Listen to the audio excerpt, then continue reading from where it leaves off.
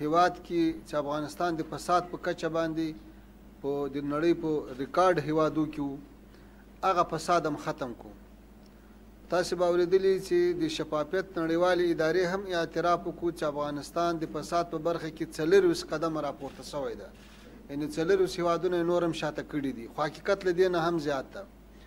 نو یو خو موږ فساد ختم کو، او دویم خپل ملت تجاران سوداګر زمیندار دم ټول په اعتماد کې واخیستل، دوی ته لارې خلاصې کړي دي. موږ په تیر وکال کې نه له ازبکستان سره لار بنده سوې، نه له تاجکستان سره، نه له ترکمنستان سره، نه له ایران سره، نه له پاکستان سره.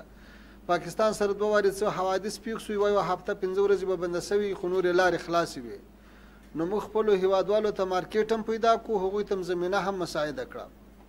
په دې برخه کې یو ښه بهبود راغی. او د هیواد غریبې طبقې ته زه تاته 2-3 مثاله درکم. موږ په هیواد کې له 1 میلیون مامورینو علاوه 3.5 لکه یتیمانو ته هم کفالې ورکوو، ماهانه معاش ورکوو.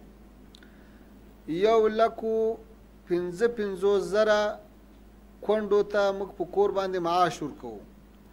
55,000 معیوبین چې د چا لاس نسته په تیرو 40 کلو کې، د چا سترګه نسته، د چا پښه نسته، هغوی ته موږ په کور باندې معاش ورکوو.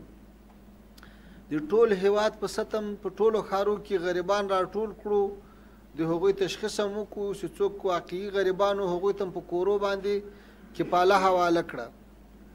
او د هیواد په کچه باندې چونکې په تیرو 20 کلو کې په افغانستان کې 40 لکه انسانان په نشه اخته سوي وو، موږ نشه یي توکو کښت 0 کو او د نشهیانو تداویم شروع کړه. په یوه شفت کې موږ 80,000 معتادین تر تداوی لاندې نیسو او هغوی ته باندې علاج هم کوو، هغوی ته خوراک هم ورکوو.